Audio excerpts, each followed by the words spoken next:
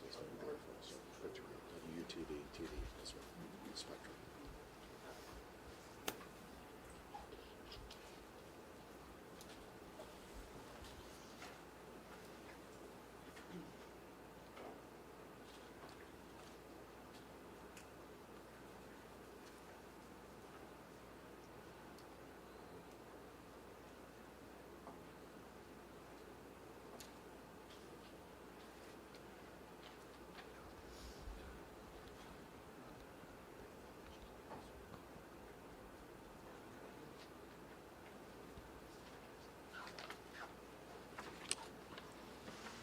Good afternoon.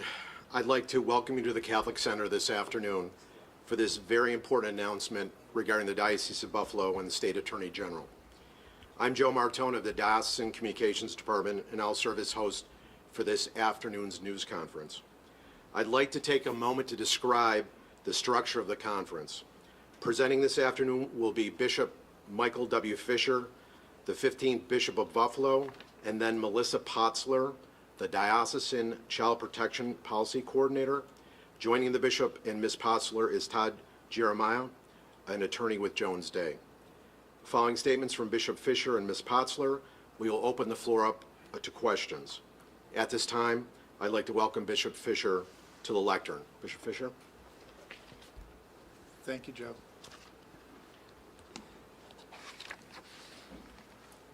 Thank you for joining us this afternoon, and especially on relatively short notice. Before we get started, let me be mindful of the truly tragic loss of 4 young lives yesterday, and especially hold in our hearts their families and friends who must now bear unimaginable grief. Young people make mistakes and do things that put themselves and others in harm's way. Still, none of them imagined that their lives would end tragically and abruptly. Let us pray for them and the 2 individuals who survived.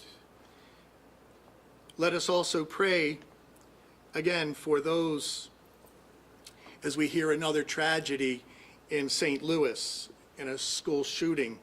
We continue to confront the evil of gun violence and the callous disregard for human life. We must certainly pray and also do everything that we can to bring an end to these tragedies and what we can only describe as our nation's scourge. So we keep all of these in our prayers. We wanted to take a few moments to discuss with you the resolution of the lawsuit that was brought against the Diocese of Buffalo by New York's Attorney General in November of 2020. We have made the full settlement agreement available to you on our website so that I don't need to go into extensive detail. Let me just say, naturally, we're pleased that this matter has come to a conclusion, and in a way that validates the rigorous policies and protocols of the diocese that it has put in place over the past 20 years, and even more recently, to safeguard children and other vulnerable persons and to ensure the safe environments that all have a right to expect. We have provided the Attorney General a great level of detail with respect to our processes for dealing with allegations of abuse, the monitoring of those credibly accused and removed from active ministry, and the auditing of our procedures to ensure that there are no gaps and that we adhere to the spirit and the letter, the policies of our policies that are in place. We are strengthening those protocols with the newly appointed Child Protection Policy Coordinator, and we welcome Ms. Melissa Potzler, who has agreed to take on this important role. Ms. Potzler is a former Assistant District Attorney for Erie County and a former criminal defense attorney, and more recently, the Parish Life Coordinator of Nativity of Our Lord Parish in Orchard Park. She also now serves as the Vice Chancellor of the Diocese, reporting directly to me. Ms. Potzler's responsibilities include overseeing and coordinating the processes by which the diocese complies with all applicable laws and regulations, as well as its own governing policies. In addition, she is responsible for overseeing the priest supervision program for those who have been removed from ministry that we implemented this past June of this year.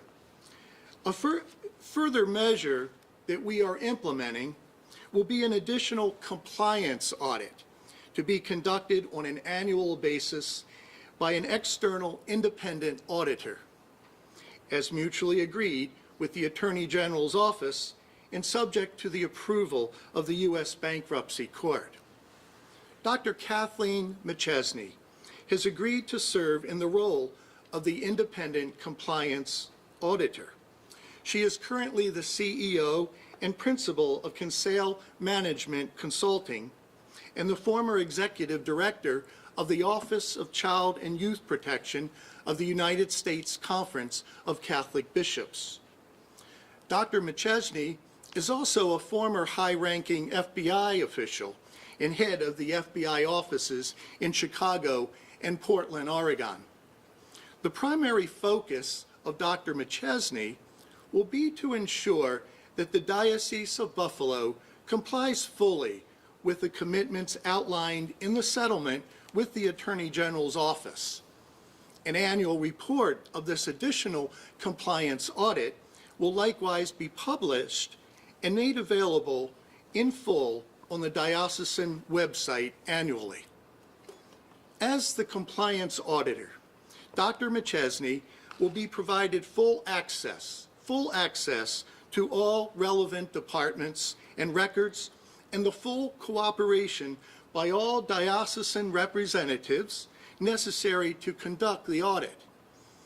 I want to note that since 2002, the diocese has annually contracted an external firm to conduct a thorough audit of its policies and protocols as they relate to training, reporting, and ensuring safe environments in accordance with the Charter for the Protection of Children and Young People. As I've said since becoming bishop in January of 2021, it's not what we say, but what we do. Ultimately, it's this that matters and offers us the best, if only, chance to regain the credibility that has been broken or lost. There is, in fact, nothing we can say to ease the long-lasting pain of those who have suffered abuse at the hands of those who presented themselves as ministers of God. Still, I want to express my deepest regret and sorrow for the emotional, mental, physical, and spiritual harm that has been inflicted on so many through no reason or fault of their own. They were completely innocent and yet became prey to those who defiled their vows, betrayed their office, and indeed committed crimes against the most vulnerable. As we now move forward and continue to work through the complicated Chapter 11 process, which necessitates negotiating with the creditors' committee comprised of victim survivors, we pledge to be relentless in ensuring that the mistakes of the past cannot be repeated and that there never is a question about our commitment to the safety, well-being, care, and concern for all young people and vulnerable individuals. Whether bishop, priest, deacon, religious person, lay person, employee, or volunteer, all are expected to be beyond reproach and to conduct themselves in a manner that can withstand any scrutiny and which ultimately reveals the love of God Himself. Finally, I think it's important to make clear that the Diocese of Buffalo is blessed with so many devoted and faithful priests, true pastors who give of themselves each and every day to serve the spiritual and material needs of their parishioners. So now, at this time, I would like to ask our new Child Protection Policy Coordinator and Chief Compliance Officer, Melissa Potzler, to highlight for us those various aspects of our child protection policies. Melissa. Thank you, Bishop Fisher. Good afternoon, everyone.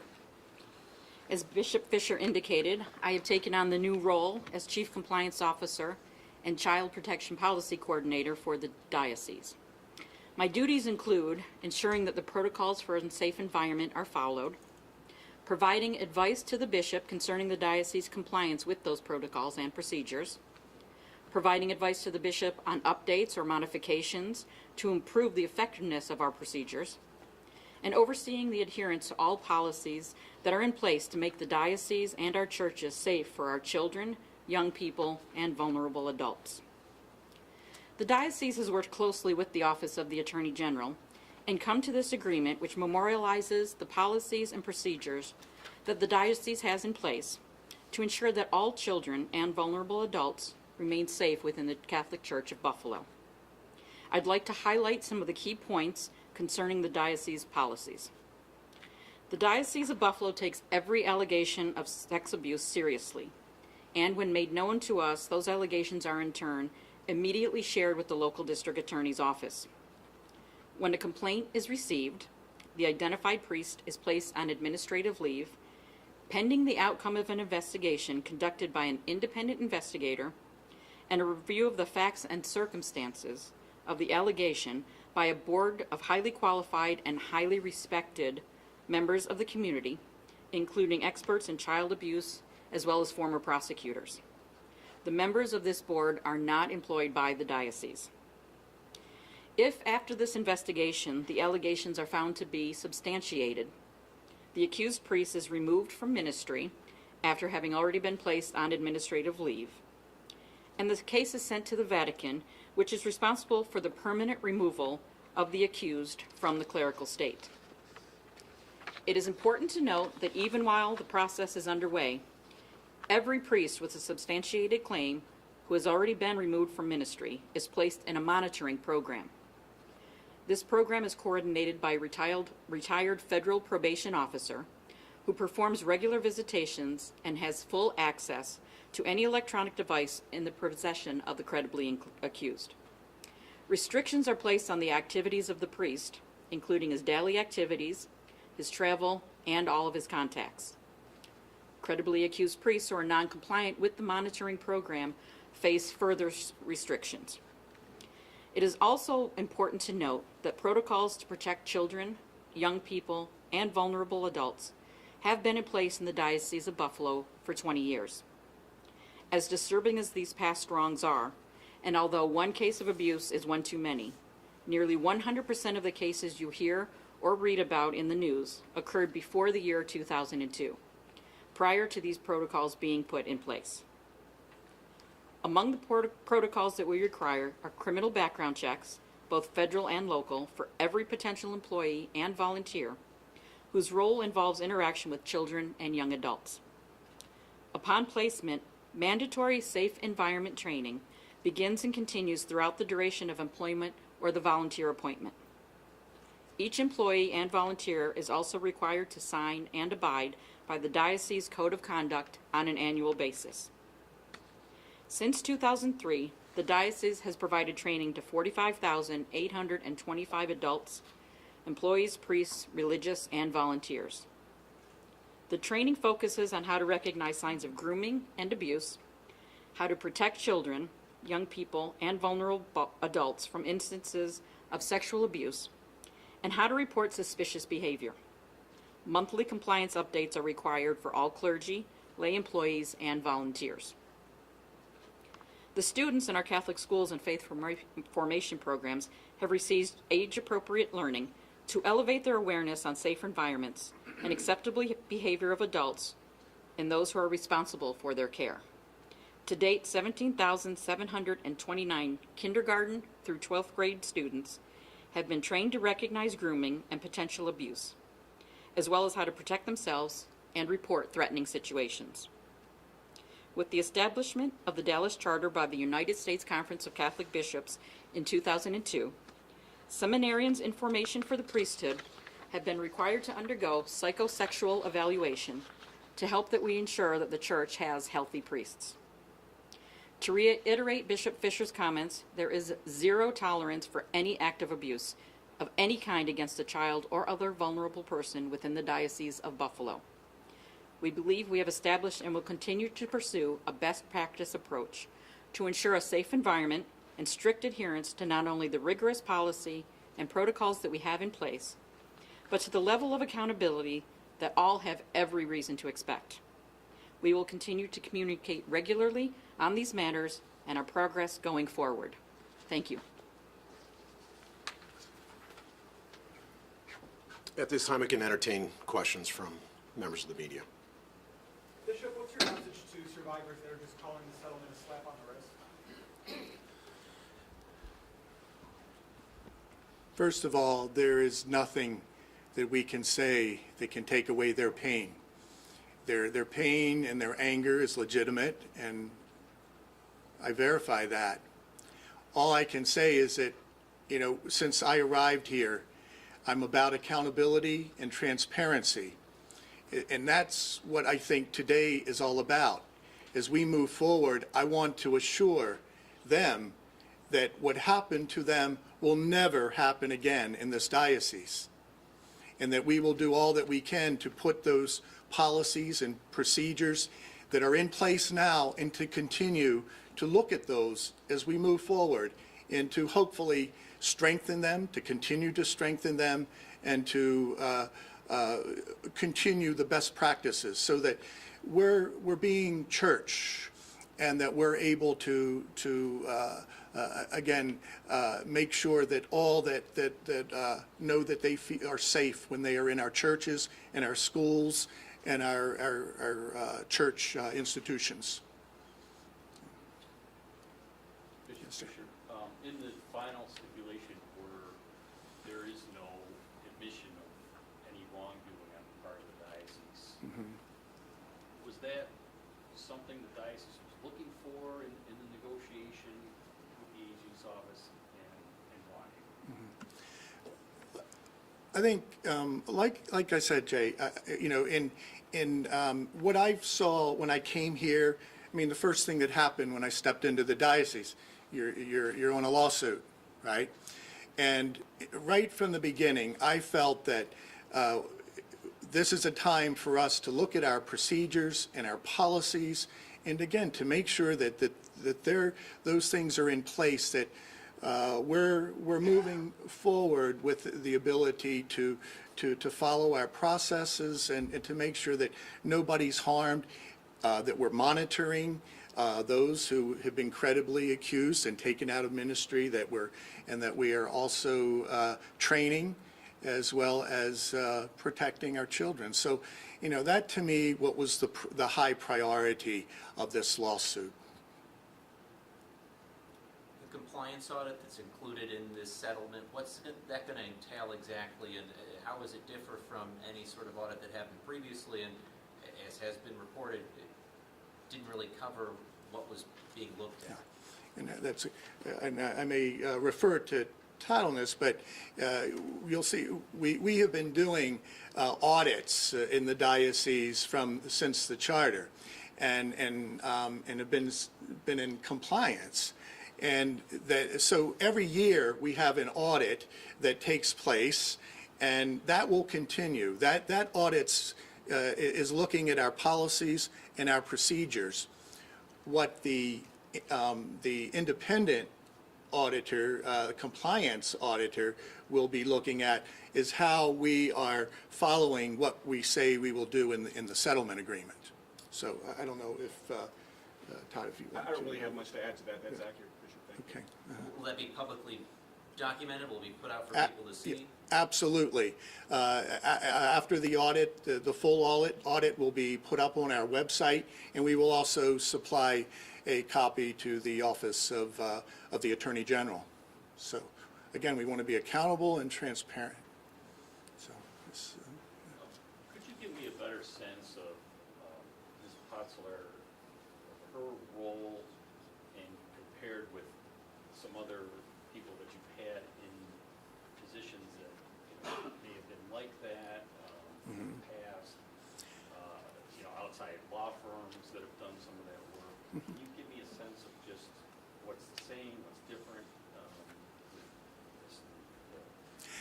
And that's a great question. I think, and I know Melissa had gone through her responsibilities, but she will be directly responsible to me. And she will have oversight and accessibility to all records. And all of our policies, our procedures, she'll be reviewing them and making sure that we're following them.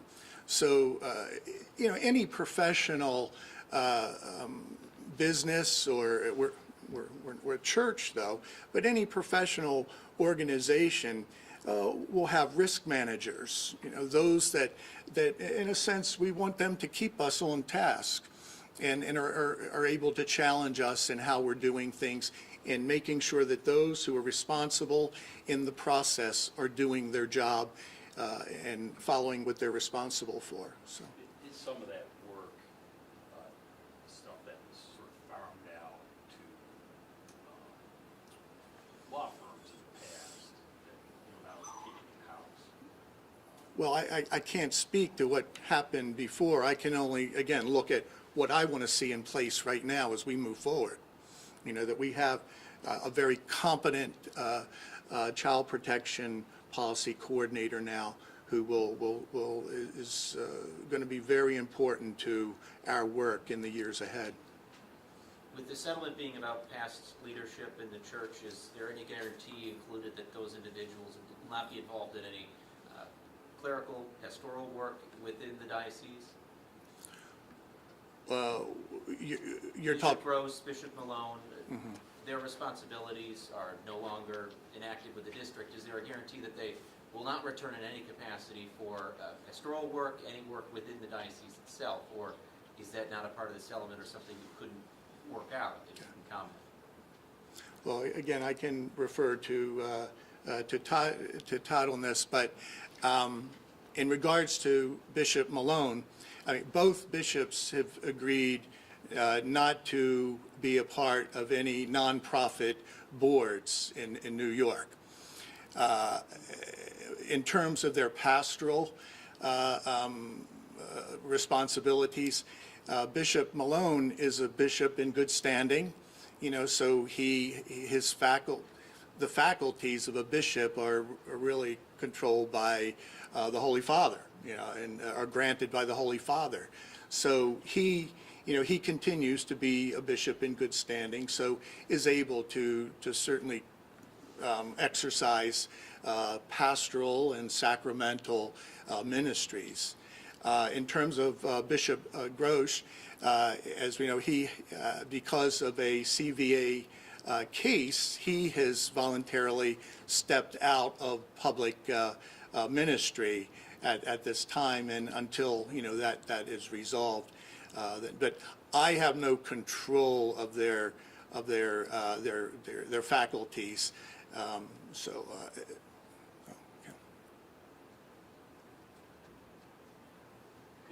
Could you provide a little bit better update on where Bishop Grosch's case stands? I mean, in other cases, you address through the review board, those cases, and some priests have been restored to full faculties, even if they have an outstanding CPA case. What's an update for Bishop Grosch? Well, again, bishops are under the Vos Estis process that was implemented a few years ago by the Holy Father. And basically the metropolitan of a region, which is Cardinal Dolan, it's in his hands in how the case moves forward and where that's at. So as far as I know, that has not moved forward yet. So until then, as I said, he has voluntarily agreed to not engage in public ministry. In many cases, the Attorney General's office will seek monetary damages, if you will, from entities that it sues. Did they seek that against the diocese, and what were those negotiations? And I think I'll refer to Todd for that. Yeah, Jay, there was no claim for monetary relief as against the diocese, and the individual defendants, the bishops, were separately represented by counsel, a former Attorney General, who negotiated independently with the Attorney General, but there was no claim for monetary relief as against the diocese in this complaint.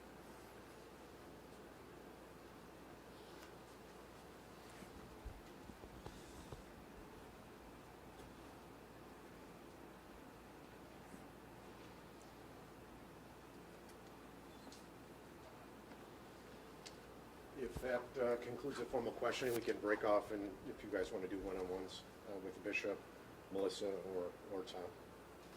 Thanks so much for coming today. We appreciate it. Thank you.